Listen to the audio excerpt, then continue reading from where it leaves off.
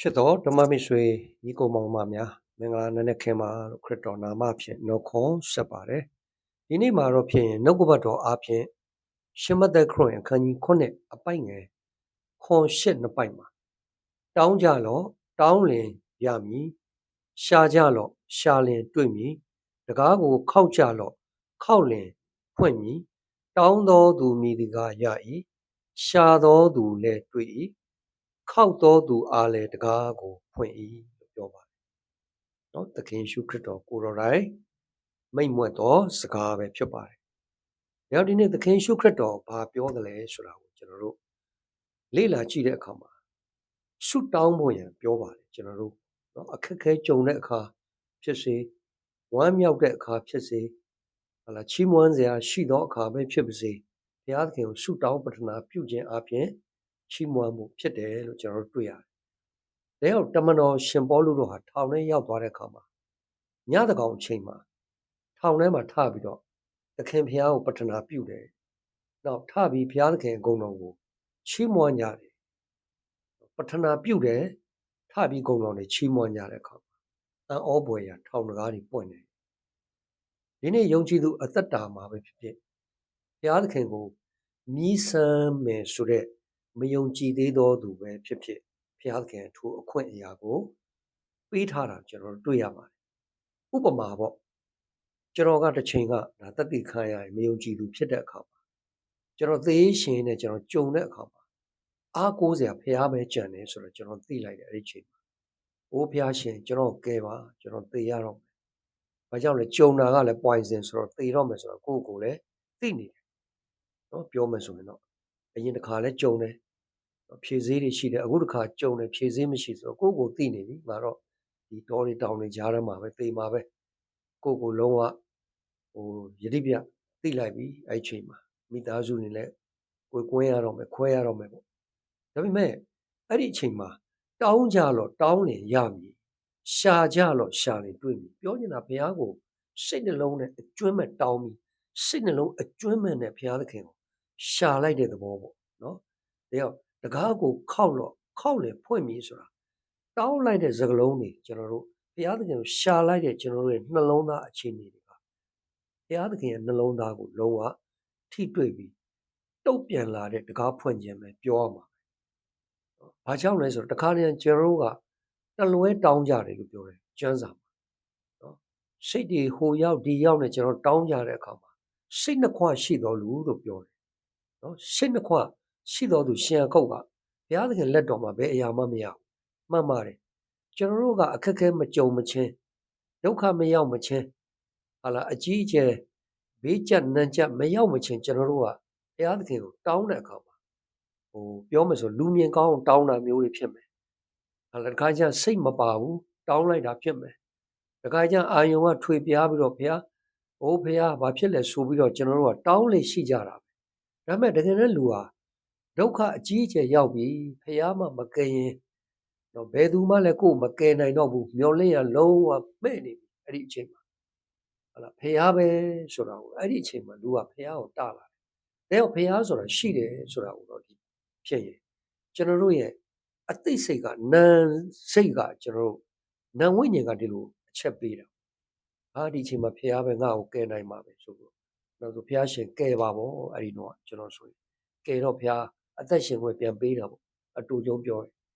နော် poison ကနေလုံးဝမဖြစ်နိုင်တဲ့အခြေအနေကနေဘုရားသခင်ပြန်လဲအသက်ရှင်ခွင့်ပေးတယ်လူအနေနဲ့ချိန်တော့မဖြစ်နိုင်ဘူးစေးပညာအရာချိန်တော့မဖြစ်နိုင် poison ဖြစ်တယ်ဆိုတာဟာလားဖြည့်စည်းတွေဘာညာမရှိဘဲနဲ့တော့လုံးဝမဖြစ်နိုင်ဘူးသို့တော့ဘုရားတတ်နိုင်တော်မူသောတမားတော်ဖြစ်တဲ့အခါသူ့ကိုခေါ်တဲ့အခါအကျွမ်းမဲ့ခေါ်တဲ့အခါအကျွမ်းမဲ့ရှာတဲ့အခါအကျွမ်းမဲ့တကားကိုခောက်ပြီးခေါ်တဲ့အခါမှာတော့ဖြစ်ရင်တတ်နိုင်တော်မူသောဘုရားရှင်အိမ်ရှင်ကတော့ဖွင့်ဖြစ်ရင်ဖွင့်တာပါပဲလို့ဒီနေ့အရေးကြီးတာကျွန်တော်တို့ခေါ်ဖို့လိုပါတယ်။နောက်ဒီနေ့သင်ပါဒုက္ခပြဿနာပဲကြုံပြီးဖြစ်စီဘုရားကိုခေါ်ဖို့အရေးကြီးတယ်။ဒါကြောင့်မို့တမန်တော်ရှင်ပေါလုနဲ့တိလာတို့ဟာထောင်ထဲရောက်တဲ့အခါမှာဘုရားမှလွဲ၍ဘာမှအားကိုးစရာခေါ်စရာမရှိတော့ဘူး။အဲ့ဒီချိန်မှာထပြီးပတ္ထနာပြုတယ်ပြောတော့ပတ္ထနာပြုတယ်ဆိုဆုတောင်းတာဘုရားသခင်စီဆုတောင်းဟလာထပြီးတော့ဟလာ ချီးမွမ်းစရာရှိတဲ့ဟာတွေထားပြီးချီးမွမ်းဘုရားရှင်ကျေးဇူးတင်တယ်ပေါ့အေဝံဂေလိဟောလို့ဒီလိုထုထောင်းခံရတာရိုက်နဲ့ခံရတာသွေးတန်ရဲရဲနဲ့ဟာလာညတကောင်အချိန်ထိမအိတ်နိုင်ထပြီးထောင်မထပြီးပထနာပြုတ်ပြီးထပြီးဘုရားကုံတော်ချီးမွမ်းတဲ့အခါထောင်တကားတွေပွင့်ပြီးပြန်လဲလွတ်မြောက်လာတဲ့အပြင်စောစောကပြောင်းလဲလာတဲ့ထောင်မှုနဲ့မိသားစုရောက်ဒီနေ့မှာကျွန်တော်တို့ဒီတကယ်ပဲအခက်ခဲကြုံတဲ့အခါပြဿနာကြုံတဲ့အခါဒုက္ခရောက်တဲ့အခါဘုရားသခင်ကိုခေါ်ဖို့အော်ဟစ်ဖို့တောင်းလျှောက်ဖို့ဘုရားသခင်ကပြောပါတယ်။ဒါကြောင့်သင်တို့ဒီငါ့ကိုစိတ်နှလုံးနဲ့အကျွမ်းမဲ့ရှာမယ်ဆိုရင်ငါဒီအတွေ့ခံပြောပါတယ်။လူကဒုက္ခရောက်ပြီဆိုဘုရားနဲ့အကျွမ်းမဲ့ဟုတ်လားရှာတော့တာပါပဲ။ဘုရားသခင်အကျွမ်းမဲ့ဆုတောင်းတော့တာပါပဲ။ဘုရားသခင်အကျွမ်းမဲ့တကားခောက်တော့တာပါပဲ။ဒါကြောင့်ဒီနေ့မှာကျွန်တော်တို့ဒီဘလို့အခက်ခဲပဲကြုံလို့နော်ဒီနေ့ဒီအထူးသဖြင့်ရှမတ်တဲ့အခန်းကြီး9အပိုင်ငယ်ခွန်ရှက်ဒီတကယ်ကိုဘုရားသခင်ဖွင့်ထားသောတကားဖြစ်ပါတယ်ဖွင့်ထားသောအခွင့်အရေးကြီးတစ်ခုဖြစ်ပါတယ်ဘယ်သူဘယ်ဝါမှကျမ်းမာတဲ့လူကစေးသမားအလိုမရှိပါဘူးမှန်ပါတယ်သခင်ရှုပြောတဲ့စကားကျမ်းမာတဲ့လူအစဉ်ပြေနေတဲ့သူစေးသမားမလိုပါဘူးလို့နော်ဒါပေမဲ့မကျမ်းမာတော့ဘူးအစဉ်မပြေတော့ဆိုတော့စေးသမားလိုပြီးကဲမိသူလားပေါ်လာဖို့မျှော်လင့်ပြီပေါ့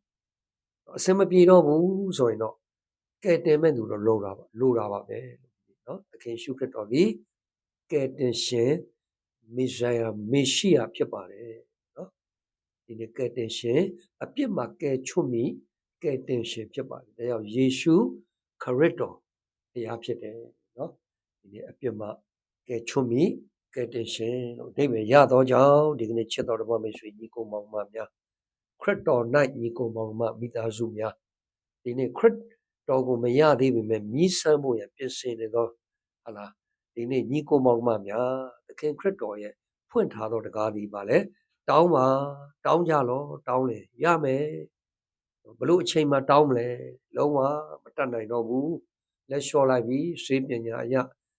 လူအစွမ်းစားရလက်လျှော့လိုက်ပြီမတတ်နိုင်တော့ဘူးဒါဆိုတော့ကဲပါနော်ကဲပါပေါ့ဒါဆိုဘုရားကကျွန်တော်တို့ကဲမာလာတယ်ကဲမာဖြစ်ပါတယ်ဘုရားသခင်ကအပြောဘုရားမဟုတ်ပါဘူးလက်တွေတကယ်ကိုကဲမာတော်မူသောဘုရားဖြစ်ပါတယ်အသက်ရှင်သောဘုရားဖြစ်ပါတယ်ကျွန်တော်တို့အပြစ်သားတွေကိုချစ်တော်မူသောဘုရားဖြစ်ပါတယ်ကျွန်တော်တို့အပြစ်သားတွေဒီမတတ်နိုင်တော့ဘူးကိုယ့်ရဲ့အရေးမဲတွေကကိုယ့်ကိုချင်းချောက်နေပြီကိုယ့်ရဲ့အကုသိုလ်တွေကကိုယ့်ကိုပွားများနေပြီဆိုကျွန်တော်တို့က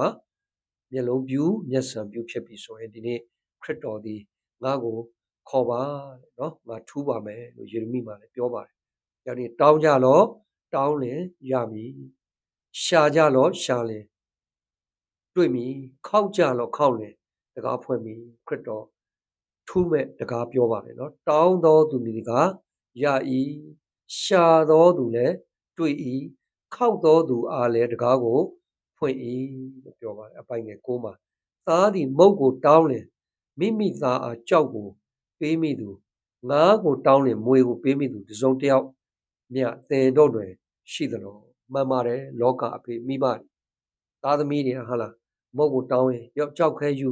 မရှိပါဘူးမုတ်ကိုတောင်းရင်သားရင်ရောစားအရှမ်းပဲမိဘမြတ်တာဆိုတာနော်နောက်ပြီးတော့ဗာလဲ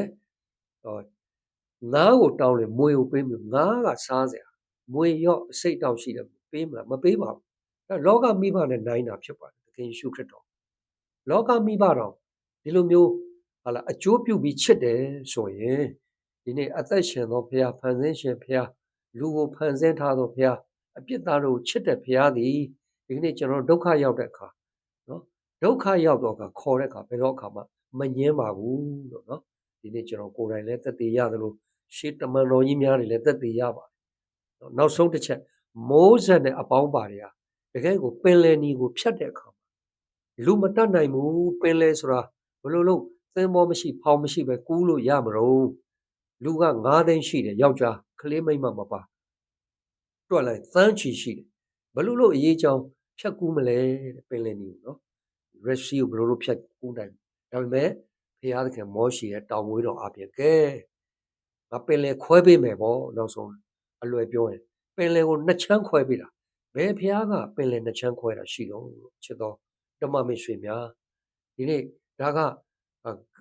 ဒဏ္ဍာရီစကားမဟုတ်ပါဘူးနှုတ်ကပတ်တော်မှာ လည်းအတိအကျပြောသလိုဒီကနေ့ဟာလားအရှိအလဲပိုင်းမှာရှိတဲ့ဒီပင်လယ်နေသည်တကယ်ကိုရှိတယ်လက်ရှိအခုသွားတဲ့လူလည်းရှိတယ်ပင်လယ်နေသည်တကယ်ကိုရှိခဲ့တယ်တစ်ချိန်ကဣသရေလလူမျိုးဂျူးလူမျိုးတွေကိုပင်လယ်ကိုနှစ်ချမ်းခွဲပေးပြီးတော့မှဒီကနေ့ကူးစေခဲ့တဲ့ဘုရားဖြစ်တယ်။ဘာကြောင့်လဲအနောက်မှာဖာရောစစ်သားတွေကစပ်ဖြတ်တော့မှာကိုဒုက္ခရောက်တော့မယ်သေတော့မယ်ပျက်စီးတော့မယ်ဆိုတော့ဘုရားကိုအော်ဟစ်ကြတဲ့အခါမှာမိုးဆက်ကဥဆောင်တာမောရှိကနောက်ဆုံးဘုရားသခင်နားညောင်းပြီးခေါ်တော့အခါထူးတဲ့အတွက်ဒီနေ့ပင်လယ်ကိုခွဲပေးခဲ့တဲ့ဘုရားဖြစ်တယ်။တရားချစ်တော်ဓမ္မမိတ်ဆွေသင်ဘာဒုက္ခရောက်နေကြလဲလူတွေမတတ်နိုင်တော့ဘူးလားရွှေမျိုးအတိုင်းဝိုင်းနေဟာလာကဲတင်ရှင်တွေရောမတတ်နိုင်တော့ဘူးလားဒါဆိုရင်သင်သည်သခင်ယေရှုခရစ်တော်ဘုရားခေါ်ကြည့်ပါတနည်းအားဖြင့်ဘုရားသခင်ကိုခေါ်ကြည့်ပါသင်ရဲ့ဒုက္ခပြဿနာကိုကူမဖို့ရန်တောင်းကြလို့တောင်းလင်ရမည်နှုတ်ကပတ်တော်အဖြစ်နိုင်ငံပြန်လဲဟောအားပေးဝင်မြပါတယ်ရောက်စီတိုင်းပေါ်သို့ဘုရားသခင်အသက်တပံကောင်းကြီးပေးပါစေ